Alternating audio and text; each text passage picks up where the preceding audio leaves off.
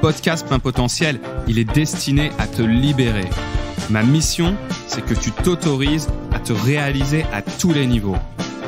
Je suis Arnaud Amoyal-Renard, voici mes confidences de coach et d'entrepreneur. Deuxième partie de la série sur la confiance en soi. Après l'épisode précédent qui avait pour titre « Je n'ai pas confiance en moi » alors que j'ai tout lu le rayon Fnac sur le développement personnel, cet épisode, il va avoir pour titre « Super, je n'ai pas confiance en moi, ça veut donc dire que… » Et là, 3 petits points, un petit peu de suspense. Et si avant d'en savoir plus, on se demandait déjà pourquoi définir la confiance. Alors, pourquoi on va se poser cette question de qu'est-ce que ça veut dire la confiance en soi ? Déjà, quand on va le définir, ça va nous permettre de parler de la même chose. Puisque sur énormément de clients que j'ai accompagnés sur cette thématique, eh bien, pour certaines personnes, la confiance voulait dire quelque chose, alors que pour d'autres, ça voulait dire totalement autre chose. Parfois, il y avait des similitudes, mais parfois, on avait des définitions assez éloignées.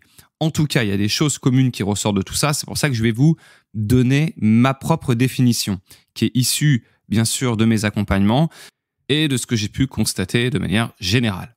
Alors, déjà, il y a une première chose, c'est qu'il faut sortir du fantasme de la confiance absolue. Voilà. Et grâce à cette définition-là, eh bien, vous allez pouvoir en sortir. Parce que ce fantasme de la confiance absolue, il est parfois dangereux dans le sens qui te fait croire que tu n'es pas normal quand tu as des hauts, des bas. Et dans l'épisode précédent, je te confiais avoir moi-même des bas, des moments où je suis moins en confiance. Et j'espère que tu garderas ça en tête, que tout humain, en fait, a des variations et que ceux qui te font croire être en confiance permanente, eh bien, c'est pas possible. Ou alors, ça dit des choses sur cette idée de vouloir hyper contrôler les événements et ses émotions. Donc, en définissant ce qu'est la confiance, ça va te permettre d'avoir une direction pour justement aller vers cette fameuse confiance. Parce que si tu sais pas de quoi tu parles, tu peux pas l'atteindre. Donc, c'est pour ça que définir est primordial. Donc, je te donne, voilà, les différentes caractéristiques qui, selon moi, sont importantes à considérer quand on parle de confiance en soi. Déjà, le premier truc qui me vient, c'est le sentiment de puissance intérieure. Voilà. Souvent, les personnes, quand elles disent « j'ai confiance en moi », elles disent « je me sens en confiance ». D'accord ? Il y a vraiment cette idée de « je ressens à l'intérieur une énergie ». C'est quelque chose de physique, de physiologique. Donc, ça vraiment, rien que ça te donne une indication sur le fait que les sensations de ton corps et aussi ton état physique peut avoir un impact sur ta confiance. Typiquement, c'est pas étonnant que quand tu es un peu plus fatigué, eh bien, tu ressentes une baisse de confiance. Pour aller plus loin sur cet aspect physiologique, d'ailleurs, on dit souvent, ça se voit quand une personne a confiance. Ça veut bien dire que ça passe par le corps, que ton corps, il exprime ou non une certaine confiance. On dit, regarde-le, celui-là, il a confiance en lui, il bombe le torse, par exemple. Donc, vraiment, l'aspect corporel est important. La confiance, au-delà de la sensation, elle est souvent ressentie quand il y a un certain contrôle sur les choses. Donc, souvent, on se sent en confiance quand on a l'impression qu'on a un pouvoir sur ce qu'on entreprend. Quand on a cette sensation qu'on a le pouvoir d'impacter, d'influencer les choses. C'est pour ça que souvent les personnes qui sont beaucoup dans le contrôle ressentent encore plus de manière exacerbée le manque de confiance. Et du coup, c'est un cercle vicieux puisque si tu ne contrôles pas, t'as pas confiance, tu contrôles pas. Voilà, en gros, comment ça se passe au niveau du contrôle. Ce paramètre-là, il est à prendre en compte et ça amène d'une certaine manière cette idée de certitude. Souvent, avoir confiance, c'est être dans la certitude de pouvoir être capable de. C'est la capacité à croire en ses propres capacités. C'est donc une sensation, c'est aussi un état d'esprit. Et tenez-vous bien, ce n'est pas quelque chose qu'on a et point final. Non, c'est quelque chose qu'on développe et qu'on entretient. Petite anecdote, avec une cliente qui venait me voir sur le sujet et quand on a parlé ensemble de la définition pour savoir vraiment de quoi il s'agissait, elle avait vraiment une définition assez portée sur l'inné. Ça veut dire, voilà, on a confiance ou on n'a pas confiance. C'est un fait, quoi. C'est limite, dans sa tête, c'était tu nais avec. Il y a des bébés qui naissent avec de la confiance et il y en a qui naissent sans avoir confiance. C'était peut-être pas aussi caricatural que ça, mais ça y ressemblait.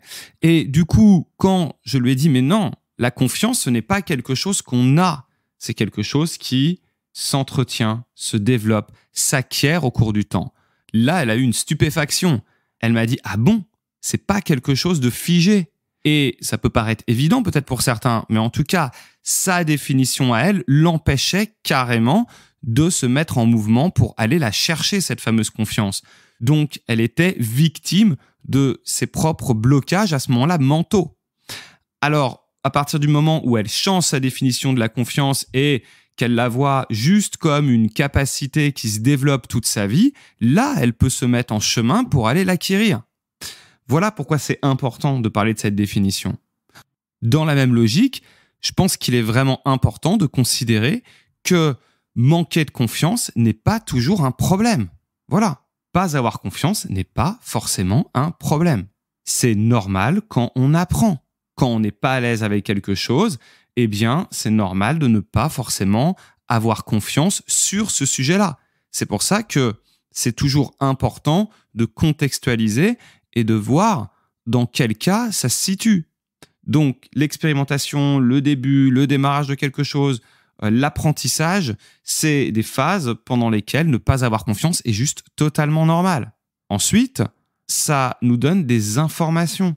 Rappelez-vous, si la confiance est une sensation, c'est une information corporelle qui est bien souvent accompagnée avec une émotion. Et n'oublie pas, les émotions sont nos amis. Les émotions sont nos alliés. Ça sert à rien de vouloir gérer nos émotions. Il faut pouvoir plutôt les utiliser. Et le manque de confiance peut totalement être utilisé. Ça te raconte une histoire, ça te dit quelque chose. Ça peut par exemple te permettre de mieux te préparer. Je me prépare à un concours. Si je n'ai pas confiance à ce moment-là, c'est peut-être que j'ai pas assez révisé, tout simplement. Je te donne un exemple concret. Un musicien que j'avais accompagné qui venait justement avec cette idée de « j'ai pas confiance en moi », eh bien, en fait, quand on a creusé le sujet, on a vu que c'était principalement quand il jouait en public. Public assez nombreux. C'était même dans ses concours. Et lui, il le voyait vraiment comme un problème parce que effectivement, ça lui posait problème dans le sens qu'il n'arrivait pas dans les meilleures conditions, au top de sa forme, avec ce sentiment de non-confiance. En creusant encore le sujet, on s'est rendu compte que son niveau de confiance variait en fonction de sa préparation. Ça veut dire que quand il avait vraiment passé suffisamment de temps, selon lui, à préparer son concours, eh bien là, ça se passait mieux. Il se sentait plus en confiance. Donc la confiance, à ce moment-là, devient un indicateur de « j'ai suffisamment travaillé » ou « j'ai pas suffisamment travaillé »,« je suis prêt » ou « je ne suis pas prêt ». Et dans ce cas-là, c'est plus quelque chose de subi, mais ça devient un allié. C'est « je me sens en confiance, ok, c'est bon, j'ai fait le taf, je me sens pas en confiance, bon, eh bien là, je peux peut-être réviser encore un peu plus » et la confiance remonte. Dans cet exemple, on est sur un manque de confiance qui est ponctuel. Et du coup, c'est différent d'un sentiment général de non-confiance en soi. C'est pour ça qu'on gagne toujours à être précis sur qu'est-ce que ça veut dire que de ne pas être en confiance, où est-ce que ça se produit, dans quelle situation, dans quelle mesure également. Du coup, moi, ce que je fais souvent avec mes clients, avant même de chercher à aider la personne à développer, renforcer sa confiance, c'est de mesurer en fait. Donc pour ça, c'est très simple. Tu peux imaginer une échelle de 0 à 10. 0, c'est une confiance en toi inexistante. Et 10, c'est une confiance extrême, absolue, un sentiment de toute puissance, une confiance maximale. Où est-ce que tu te situes ? Où est-ce que tu te situes de manière générale dans ta vie ? Tu vas donner un premier chiffre. On va dire, par exemple, tu vas dire 6. Et puis, où est-ce que tu te situes quand, par exemple, tu as ta répétition de musique ? Là, je me situe à 3. Ok, déjà, ça te permet de prendre conscience que la confiance fluctue, qu'il y a des situations dans lesquelles tu peux avoir confiance et des situations dans lesquelles tu as moins confiance. C'est aussi une variation, c'est pas juste j'ai pas. Il y a tout un degré possible toute une variation, toute une palette possible entre le j'ai pas et j'ai. Maintenant qu'on a posé tout ça, j'imagine que tu imagines la suite. La suite, ça va être un titre du genre « Comment développer sa confiance ». Je vais essayer de trouver un titre plus sympa. Mais voilà, il est là le sujet. On a posé les bases avec l'épisode précédent, on a vu que savoir ne suffisait pas. Et avec cet épisode, on a vu que super, je n'ai pas confiance, ça veut dire que je suis un humain, ça veut dire qu'il y a sûrement des moments où j'ai confiance, des moments où j'ai moins confiance et que aussi je peux faire de ce manque de confiance un indicateur puisque ça vient connecter à mes émotions. Voilà, j'espère déjà que ça a changé ton point de vue sur la confiance et que ça te permet là d'aborder l'épisode prochain dans les meilleures conditions pour que tu développes ta confiance. En tout cas, si tu veux développer mon podcast, eh bien, parle-en autour de toi, fais-le tourner, mets-lui un 5 étoiles et je te dis à très vite pour le prochain épisode. Je te donne tout ce que j'ai, je pars chercher ce qui me manque.